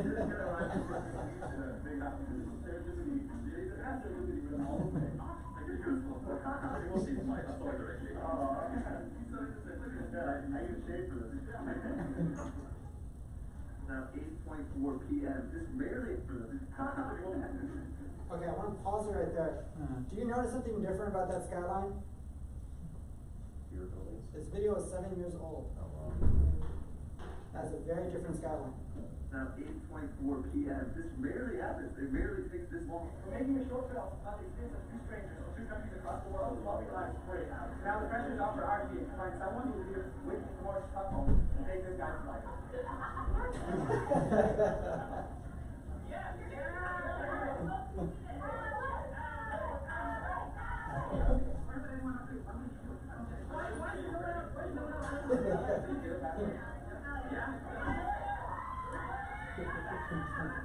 ACL, why not, right?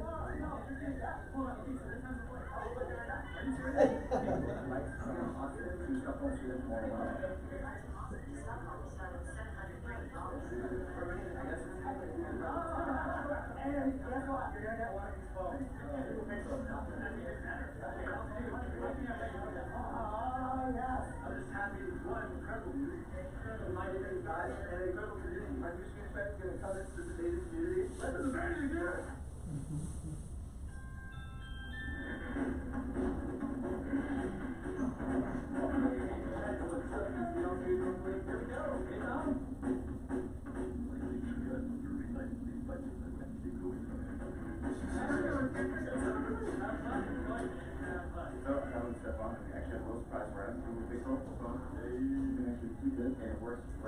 So in case anybody hasn't realized, Google paid for this whole video.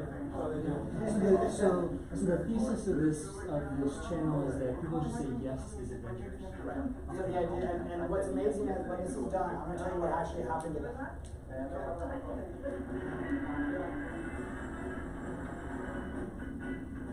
Who here would do this? Thank you, yes.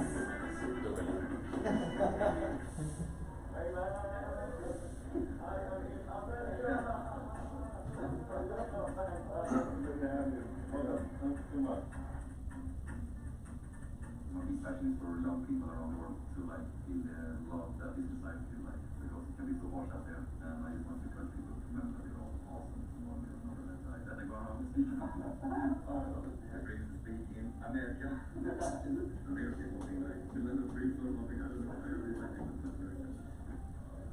Google paying for all the expenses?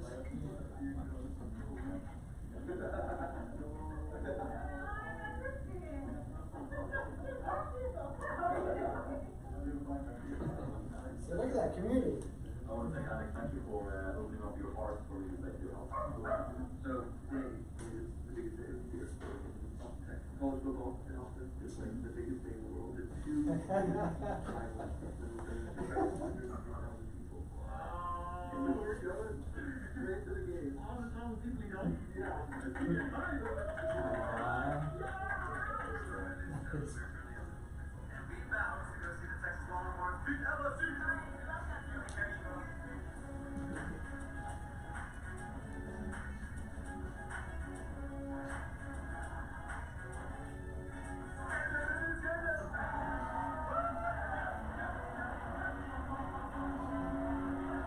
Remember, less than 24 hours, he was just living his life.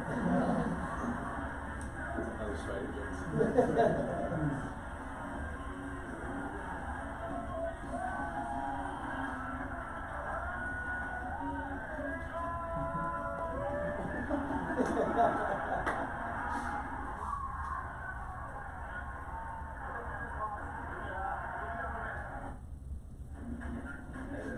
What's the score for the LSU Texas game today? LSU 145. Oh, not good. Thank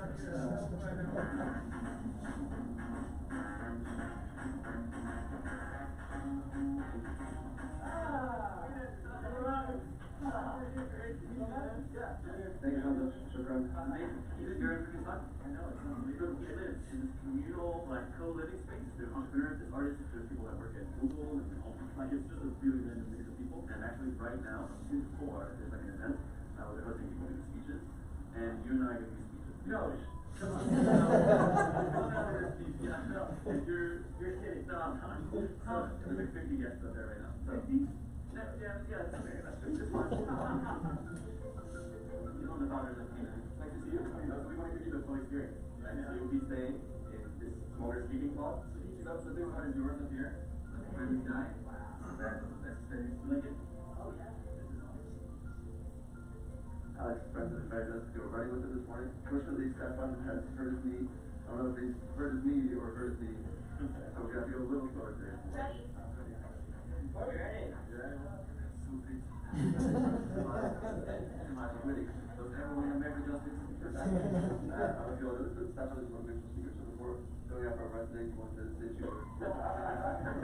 It's all about the teamwork. Team stands for together, everybody achieves more. If you see someone fall behind, what do we do with that person?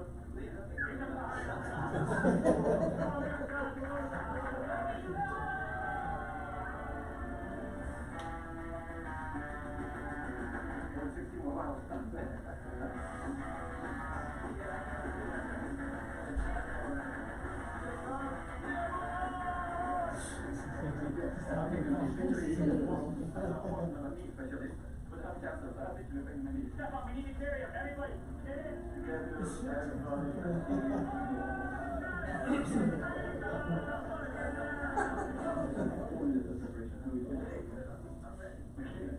Let's go. We have about 15 minutes on. Okay, Harry's getting us right there. This is so much somebody. My name is Thomas, from the YouTube channel, yes, here. So what I was keep this down for our world, the only way to grow and reach your full potential is by getting out of your comfort zone. And so the person that ended up saying yes is this man. His name is Alex. Number one, yeah, thank you all for having me. It's really a pleasure to be here. I honestly still can't believe this is real. I'm very much out of my comfort zone. I figured this would be a great way to just kind of break out of that repetitive cycle that happens every week. And I thought, sure, I'm just going to bite the bullet. Yeah, let's do it. So we're going to call Thomas. We're going to do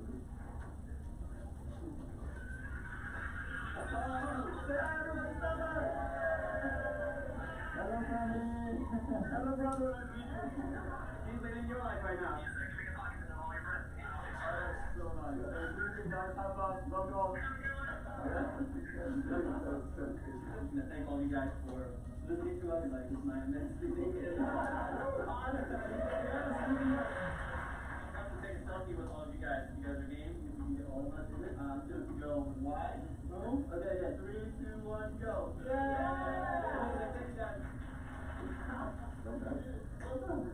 That's so sick. That's the group talking about on the TikTok. Oh my god. So what kind of Swedish strangers party? Yeah. This country like right now is turning very dark, it's very cold, and so this is sort of to celebrate the last days of summer.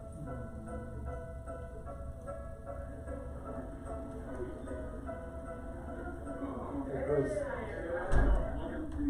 So I'm noticing none of these people are holding the camera, so there's a cameraman, and somebody does a lot of cutting. And I've done video cutting, and it's a lot of work. It's a lot of work, yeah, and they've been doing this for a long time, and so they have a team. Okay. And so Yes Theory has been around for probably at this point about maybe 15 years. But if you look at the early videos, a lot of them were just young guys who were trying to show you how to hack life. And that was, if we just messaged every CEO that was important in the world, how many of them would give us an interview? How many of them would give us an opportunity to sit down and talk with them? And so their videos have evolved into a level where like, now they work on a global scale.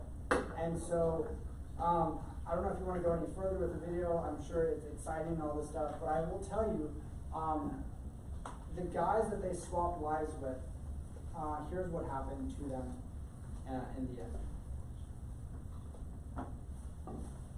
And if you've never seen Yes Theory, please go watch some of their videos because they are truly interesting videos, and they will show you in a completely different way of traveling the world. Let me see if I can find it real quick. I think it was this one. Okay, I will admit that this definitely keeps the strangers away. If you've ever tried to meet a stranger to surprise them with a trip around the world. There it is. So, just to make sure that we're all up to speed. Airdrop, or my lovely grandmother watching this video, I think a free airplane ticket might be too easy for an opportunistic person to say yes to. We wanted to make this harder. First, Do you recognize him? Yeah. Yeah, Somehow he got it. that's right. He's part of their team now. So all these years later, now guess what he's going to get to do? to test how open they are, they had to answer a personal question from our card game, Spark. Then, to test how spontaneous they are, they had to dance with a stranger in public. Our starting point for our adventure is Melbourne, Australia, where our newly arrived member of the SD team, Stefan, alongside Tommy, crafted the best design for an airdrop ever to go find us an unsuspecting stranger. Would you accept an airdrop ticket? Okay. Yeah, I did. On the street. It looks like spam, though. Should there be a picture of you guys, like below or something? Maybe. Okay, now for the best image ever of airdrop. It was time. Alright, I'll do it around. Got 3 people. Man. Now we wait. Well, we have people coming to fine. This is immediately hard enough. It's gonna be doing this meeting in 21 hours. How about they know that? Let's go. On the train.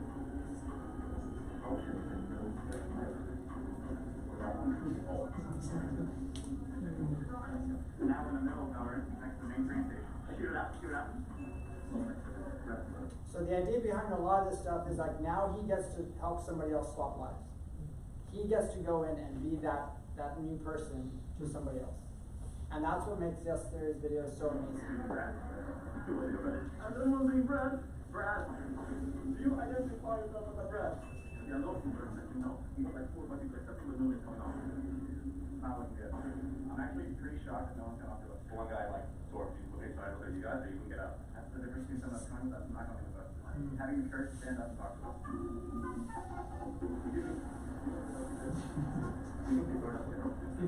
I'm wet. Over there.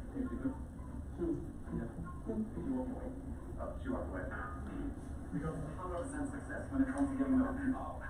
There's something to that. You are winning or succeeding at something, which is failing. Just shut. You want to do it in your phone? Or in my own? Okay. Steve, Holly, James. Let's go. Damn it. Did you think about, like, you're speaking at a for training, you get or something? You must be scared. Yeah. Maybe. Now, not like that. No, I had the same thought in my life once, but you're welcome to, yeah, I think I told you. What would you watching right now on TV? I know I need right now. Oh. Yeah. It's nothing to it. Oh, okay. I just put my dog and I don't like. Oh, really? Så får du det spänn för serien. Du blir ju ju It's not good at it. It's not about it. It was like this before that. Like something on the tree. Yeah. And I was just do it. Yeah. It's serious people. Yeah. And like, oh no, like, one is like. Okej, vi kommer att prata om det. Oh yeah. Vi måste vara snabba. Came from Australia. Yeah. They looked guys. One of them. Very well.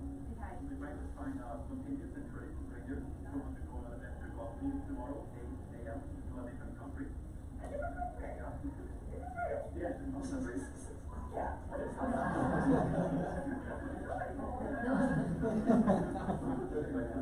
Oh my God, and you have a passport? Would you be able to leave tomorrow, 8 a.m.? Like a mental challenge, to answer that question honestly. The physical one is going to be having to ask her to stand with you on the street. So once you do it, you're coming along.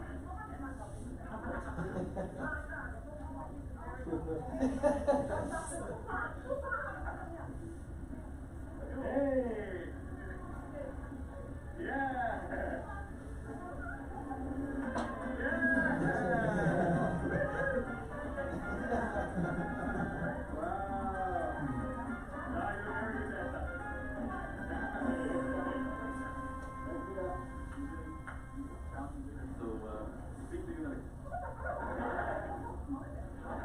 Since we orchestrated this all so quickly, we got the last minute news that a direct flight to Tokyo we'd already booked was full and couldn't fit Holly, which means Scapa would have to fly with her on an earlier flight that same night. So we decided to go over to Holly's to help her pack for her flight that was now in just a few hours.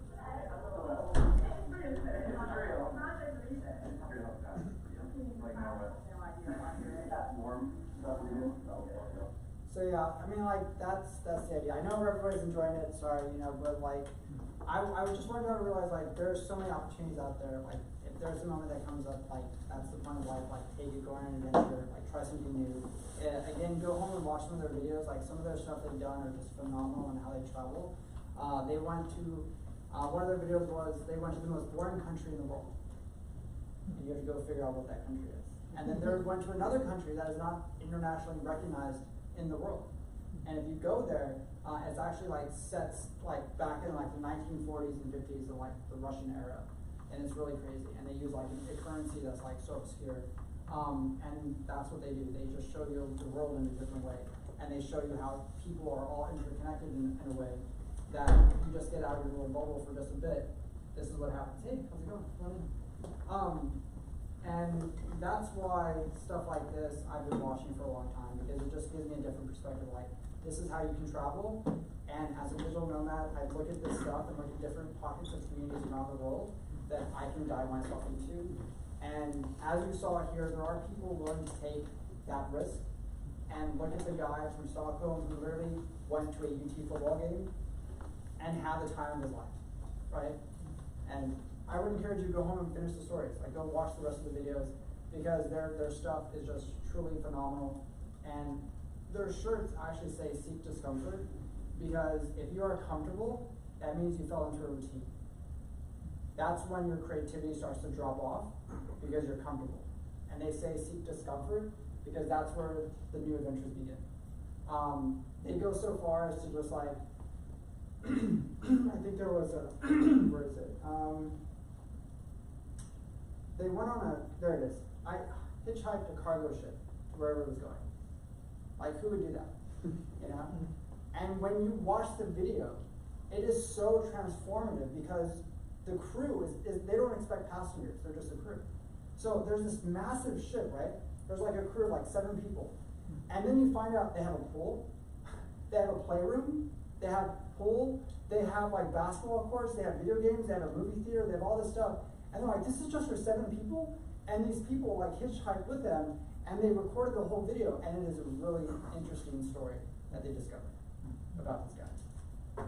In fact, most of the crew members are from all around the world, and they're all just on that one cargo ship, you know. So they went to like an isolated island. This one is truly amazing. Overnight in the loneliest house on earth. So somebody built a house on top of this mountain, and they go stay there for basically a weekend. And that in itself was amazing, because you get there and all of a sudden you're like, this house is on the top of a mountain, and you walk in and there's books and there's all this stuff everywhere, and you're like, how did anybody get this here? And they show you the story. Is that Switzerland? No, this is actually America. Yeah, so, but I hope tonight's, event inspired you in some way to be like, hey, get out there, go on an adventure, like sign up to work on a farm, or go share your knowledge. You have the site now, Nomad is giving back. Go find a place that's looking for what you know. And in return, they will shower you with affection and love because you're helping them grow. So with that, I thank you for attending. We will be back 1 month from now. I will let you know my next event for $1 million one-person business is next Monday. So if you're interested in not traveling, but growing your business in a stationary place, that's next month. So that's at 6:30. So thank you for your time, guys. Yep, no problem. And if you have any questions, I will be down in the lobby if you want to connect further. Otherwise, I hope you got the free parking on the street. And if you need parking validation, Emily has it downstairs.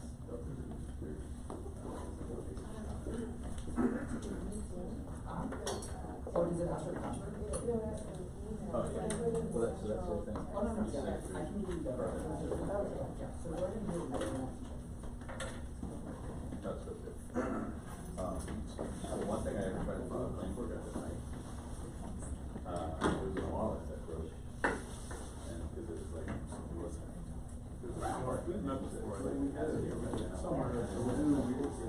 That's the only problem. Yes.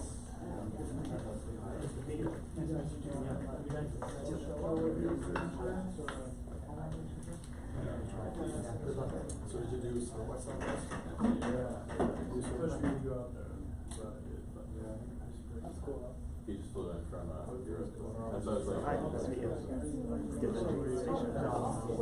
Good Benji. My parents are from Kenya. Are you digital nomad? No, I'm thinking about it. So I lived in Austin in 2021, lived here for 2 years, moved back to California about a year ago, and I just got back like 2 weeks ago. And so I'm trying to see whether the digital nomad kind of being untethered to one specific city works for me. And this was the opportunity. I know Matt around the corner. And he's looking at the factory. He told me that this is an opportunity to get a sense of like what people are doing, whether they like it. Are you certainly digital nomad? Nice. How long have you been doing that for? Oh wow, so you've had experience then.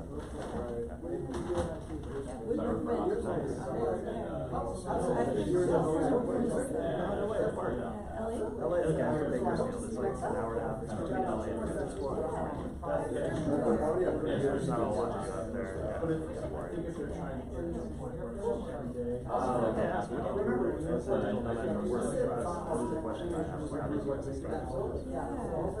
I've done different things. I started out working for marketing for them, and then I started doing freelance work, and Freelance marketing? all kinds of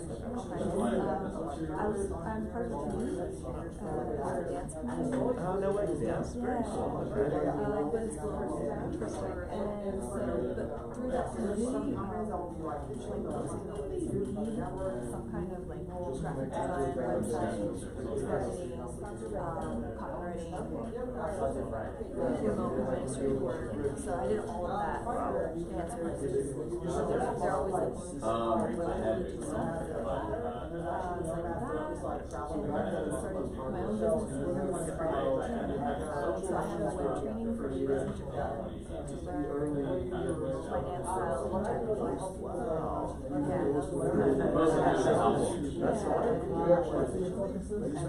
No, I had it. So if I was in another country, it would kept my Long-term people, on your own.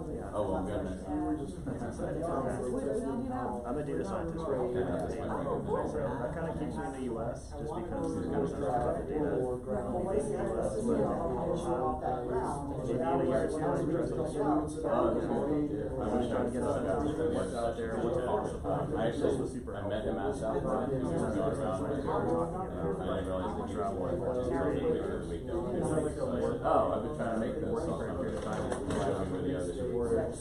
But now we're on a first-name basis, I'm sure. Seems a lot more possible. Those boundaries are going out. Really? Okay. Where place have you been really recommend? I love Mexico.